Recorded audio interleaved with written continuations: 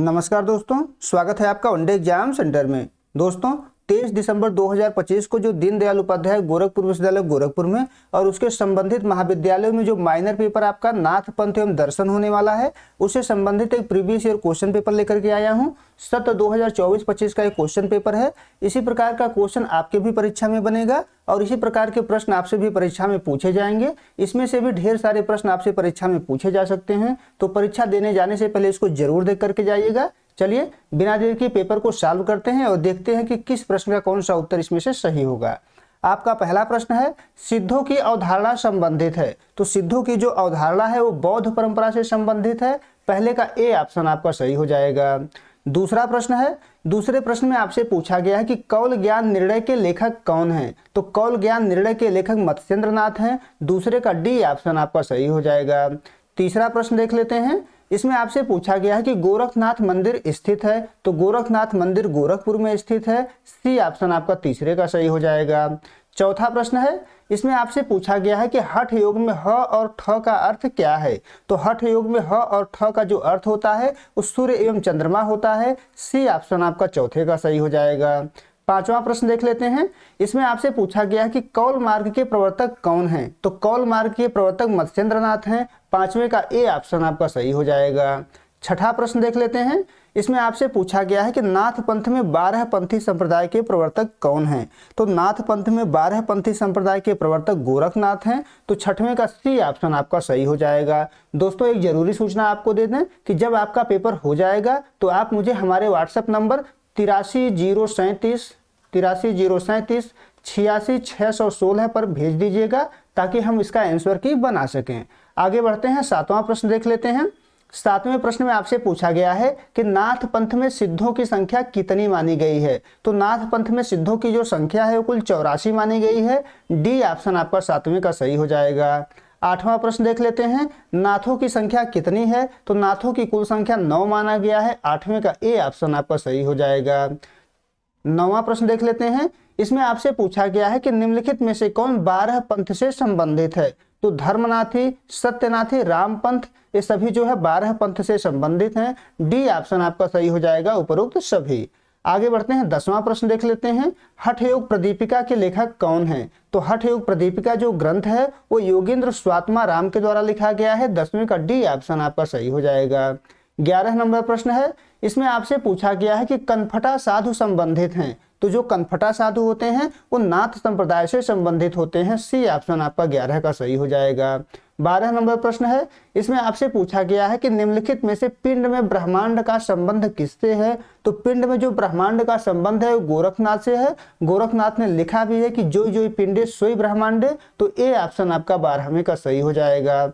13 number प्रश्न है। नाथ पंथ के अनुयायी किसकी पूजा करते हैं। तो जो नाथ पंथ के अनुयायी होते हैं वो शिव की पूजा करते हैं। डी ऑप्शन आपका 13 का सही हो जाएगा। 14 नंबर प्रश्न है। इसमें आपसे पूछा गया है कि गोरख पद्धति संबंधित है। तो गोरख पद्धति जो है गोरखनाथ परंपरा से संबंधित है। बी ऑप्शन आपका 14 का सही हो जाएगा। 15 नंबर प्रश्न है। इसमें आपसे पूछा गया है कि निम्नलिखित में से कौन नाथ पंथ से संबंधित है। तो नाथ पंथ से कौल मत, 12 पंथी मत, अवधूत संप्रदाय ये सभी संबंधित हैं। 15 का डी ऑप्शन आपका सही हो जाएगा उपरोक्त सभी। 16 नंबर प्रश्न देख लेते हैं। इसमें आपसे पूछा गया है कि नाथ पंथ के अनुसार आदिनाथ हैं। तो आदिनाथ शिव को ही माना जाता है। बी ऑप्शन आपका 16 का सही हो जाएगा। 17 नंबर प्रश्न है। इसमें आपसे पूछा गया है कि दी फिलॉसफी ऑफ गोरखनाथ के लेखक कौन हैं। तो अक्षय कुमार बनर्जी के द्वारा इस ग्रंथ की रचना की गई थी। 17 का डी ऑप्शन आपका सही हो जाएगा। 18 नंबर प्रश्न है। इसमें आपसे पूछा गया है कि अलख निरंजन की अवधारणा संबंधित है। तो अलख निरंजन की जो अवधारणा है वो नाथ पंथ से संबंधित है। बी ऑप्शन आपका 18 का सही हो जाएगा। 19 नंबर प्रश्न है। इसमें आपसे पूछा गया है कि अमनस्क योग की अवधारणा संबंधित है। तो जो अमनस्क योग है वो नाथ पंथ से संबंधित है। बी ऑप्शन आपका 19 का सही हो जाएगा। 20 नंबर प्रश्न है। इसमें आपसे पूछा गया है कि निम्नलिखित में से कौन एक नाथ योगी नहीं है। तो पतंजलि जो है एक नाथ योगी नहीं है। डी ऑप्शन आपका 20वें का सही हो जाएगा। 21 नंबर प्रश्न है। इसमें आपसे पूछा गया है कि निम्नलिखित में से कौन षटकर्म का अंग है। तो धौति, नेति, नौल ये सभी जो है षटकर्म के अंग होते हैं। तो डी ऑप्शन आपका सही हो जाएगा उपरोक्त सभी। आगे बढ़ते हैं, 22 नंबर प्रश्न देख लेते हैं। षटकर्म की अवधारणा संबंधित है, तो षटकर्म की जो अवधारणा है ये योग परंपरा से संबंधित है। बी ऑप्शन आपका 22वें का सही हो जाएगा। 23 नंबर प्रश्न है, घेरंड संहिता संबंधित है। घेरंड संहिता किससे संबंधित है? तो घेरंड संहिता जो है हठ योग से संबंधित है। बी ऑप्शन आपका 23वें का सही हो जाएगा।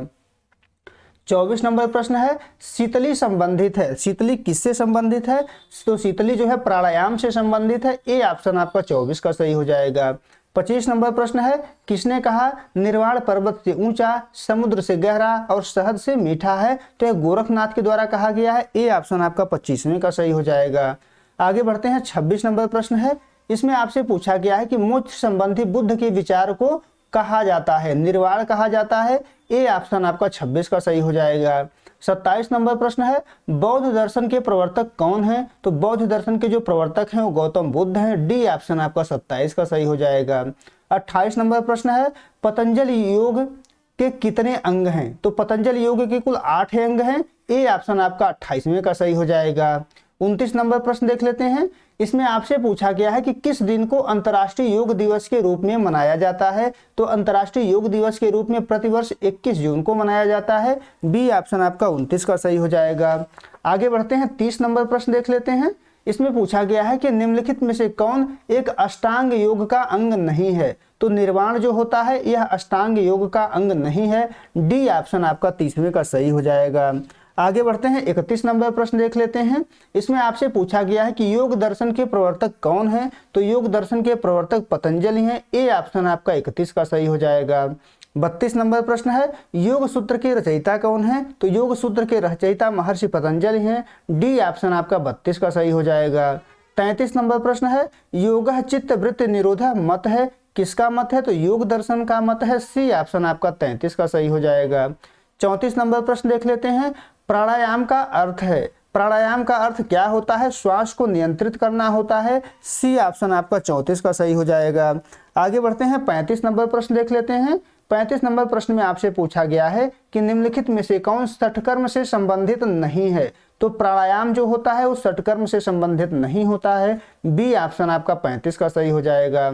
36 नंबर प्रश्न है, सार्वभौम धर्म की अवधारणा संबंधित है। तो सार्वभौम धर्म जो है उसकी अवधारणा स्वामी विवेकानंद से संबंधित है। बी ऑप्शन आपका 36 का सही हो जाएगा। 37 नंबर प्रश्न देख लेते हैं। इसमें आपसे पूछा गया है कि निम्नलिखित में से कौन समग्र योग की अवधारणा से संबंधित है? समग्र योग की अवधारणा से श्री अरविंद संबंधित है। तो सी ऑप्शन आपका 37 का सही हो जाएगा। 38 नंबर प्रश्न है, गौतम बुद्ध की शिक्षाएं किस बौद्ध ग्रंथ में है? तो त्रिपिटक में मिलती हैं। ए ऑप्शन आपका 38 का सही हो जाएगा। 39 नंबर प्रश्न है, सिद्ध सिद्धांत पद्धति के लेखक कौन है? तो सिद्ध सिद्धांत पद्धति की रचना गोरखनाथ के द्वारा की गई थी। ए ऑप्शन आपका 39 का सही हो जाएगा। 40 नंबर प्रश्न है, राजयोग की अवधारणा का संबंध है। तो राजयोग की जो अवधारणा है उसका संबंध स्वामी विवेकानंद से है। 40 का डी ऑप्शन आपका सही हो जाएगा। 41 नंबर प्रश्न देख लेते हैं। इसमें आपसे पूछा गया है कि स्वामी विवेकानंद के बचपन का नाम क्या था? तो स्वामी विवेकानंद के बचपन का नरेंद्र नाथ दत्त था। सी ऑप्शन आपका 41 का सही हो जाएगा। आगे बढ़ते हैं, 42 नंबर प्रश्न है। इसमें पूछा गया है कि किसके जन्मदिन को राष्ट्रीय युवा दिवस के रूप में मनाया जाता है? तो स्वामी विवेकानंद का जो जन्म दिवस है वो युवा दिवस के रूप में मनाया जाता है। 42 का बी ऑप्शन आपका सही हो जाएगा। 43 नंबर प्रश्न है। इसमें आपसे पूछा गया है कि दी लाइफ डिवाइन के लेखक कौन हैं? तो जो रचना है दी लाइफ डिवाइन इस श्री अरविंद के द्वारा लिखा गया है। 43 का ए ऑप्शन आपका सही हो जाएगा। 44 नंबर प्रश्न है, अतिमन की अवधारणा संबंधित है। तो अतिमन की जो अवधारणा है ये जो है श्री अरविंद से संबंधित है। बी ऑप्शन आपका 44 का सही हो जाएगा। 45 नंबर प्रश्न है, ऑटोबायोग्राफी ऑफ योगी, योगी कथामृत आत्मकथा है। किसकी आत्मकथा है? तो परमहंस योगानंद की आत्मकथा है। ए ऑप्शन आपका 45 का सही हो जाएगा। 46 नंबर प्रश्न है, क्रिया योग के प्रवर्तक कौन है? क्रिया योग का प्रवर्तन किसके द्वारा किया गया था? तो श्यामाचरण लाहिड़ी के द्वारा किया गया था। डी ऑप्शन आपका 46 का सही हो जाएगा। 47 नंबर प्रश्न है, लाहिड़ी महाशय के गुरु कौन है? लाहिड़ी महाशय के गुरु कौन है आपसे पूछा गया है। तो लाहिड़ी महाशय के गुरु महाअवतार बाबा जी हैं। ए ऑप्शन आपका 47 का सही हो जाएगा। आगे बढ़ते हैं। 48 नंबर प्रश्न है, योगदास सत्संग सोसाइटी ऑफ इंडिया की स्थापना किसने की? तो परमहंस योगानंद के द्वारा किया गया है। ए ऑप्शन आपका 48 का सही हो जाएगा। 49 नंबर प्रश्न देख लेते हैं। इसमें आपसे पूछा गया है कि निम्नलिखित में से कौन क्रिया योग की शाखा है? कौन सी इसमें क्रिया योग की शाखा है? तो क्रिया हठ योग, क्रिया मंत्र योग, क्रिया कुंडलनी प्राणायाम, ये सभी जो है क्रिया योग की शाखा है। तो डी ऑप्शन आपका सही हो जाएगा, उपरोक्त सभी। आगे बढ़ते हैं। 50 नंबर प्रश्न देख लेते हैं। श्री अरविंद ने एक आध्यात्मिक अभ्यास विकसित किया जिसे कहा जाता है, क्या कहा जाता है आपको बताना है? समग्र योग कहा जाता है। ए ऑप्शन आपका 50वें का सही हो जाएगा। उम्मीद है दोस्तों आपको ये वीडियो पसंद आया होगा। अगर वीडियो अच्छी लगी तो चैनल को सब्सक्राइब कर लीजिए, वीडियो को लाइक और शेयर कर दीजिए, वीडियो को हाइप भी जरूर दे दीजिएगा। और जरूरी सूचना जो सबसे ज़्यादा जरूरी है, आपका पेपर समाप्त हो जाएगा तो आप हमारे व्हाट्सएप नंबर पर अपना पेपर भेज दीजिएगा। हमारा व्हाट्सएप नंबर है 83 037 86 616। बहुत बहुत धन्यवाद।